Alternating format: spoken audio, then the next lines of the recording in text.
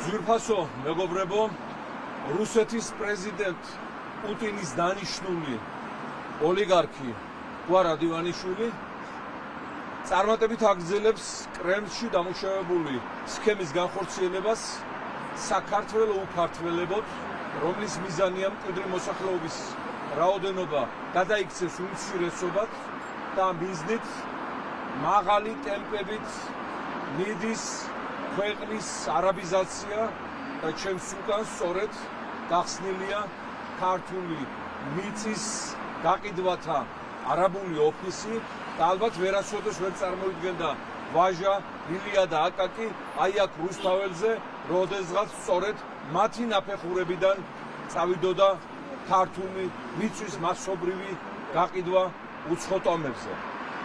დღეს გადაეცა ამ კომპანიის პრეზიდენტ მუჰამედ ალამბარს ლეიბორისტული პარტიის და მთლიანად ქართველი ერის მიმართვა იმის თაობაზე, რომ რეჟიმი ვისთან შეთანხმებითაც მან დაიწყო არაბიზაცია თბილისში, რუსთავში, გონიოში, კასპში, ბაზალეთში, მცხეთაში და მთელ საქართველოში, ეს რეჟიმი არის არალეგიტიმური, უკანონო და მასთან გაფორმებული ყველანაირი კონტრაქტები არ ატარებენ იურიდიული ძალის ასპექტებს და შესაბამისად წარმოადგენს უკანონო გარიგებას, რომელიც ხელისუფლების შეცვლისთანავე იქნება გაუქმებული და დავას ვერცერთს არბიტრაჟში არაბული კომპანია ვერ მოიგებს და თხოვილად წყალში ჩაეყრება გაწეული ხარჯები, თუ კი რამეს აპირებს ამ მიმართულებით.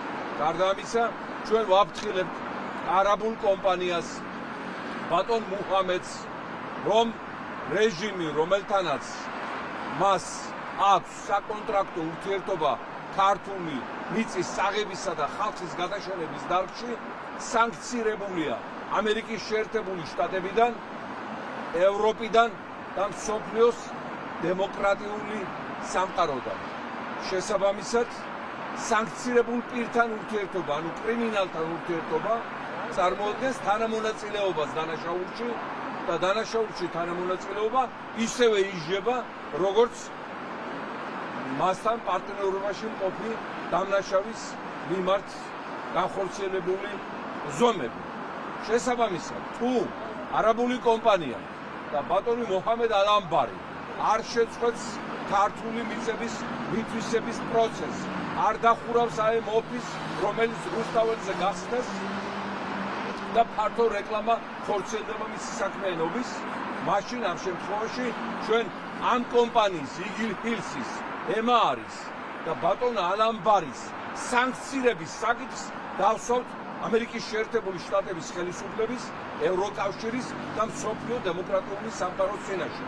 და ეს სანქცირება ისევე განხორციელდება, როგორც განხორციელდა მათ პარტნიორი ივანიშვილის მიმართ ამ წუთისათვის საერთაშორისო სამართლებრივი ღონისძიებები.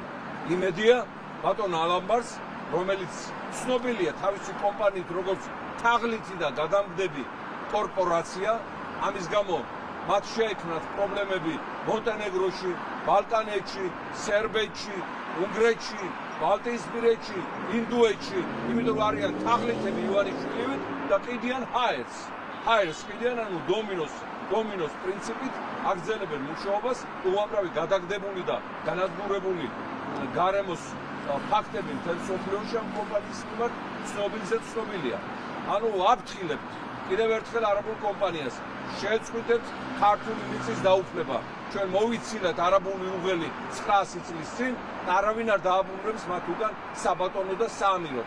შეწყვიტეთ წინანდელ შემთხვევაში გაწეული ხარჯები აღარ დაგიბრუნდება და კონტრაქტების შეცვლება რეჟიმის წასვლისთანავე, ეს ერთი და მეორე, თქვენც იქნებით წარდგენილი საერთაშორისო სანქციებზე ივანიშვილისა და მისი რეჟიმის გვერდით, როგორც მათი თანამონაწილეები და შეთქმულების აქტიური განმახორციელებლები ქართველი ხალხისა და ქართული სახელმწიფოს მიმართ. ვიმეორებ, კრემლს, პუტინს, მოსკოვს აწყობს განადგურებული საქართველოს, სადაც მოსახლეობა იქნება უმცირესობაში გადაყვანილი და ვერავინ ვეღარ მოსთხოვს მიტაცებული აფხაზეთისა და ცხინვალის რეგიონის უკან დაბრუნებას. დღეს ისინი ამას ახორციელებენ ივანიშვილის და არაბების საშუალებით.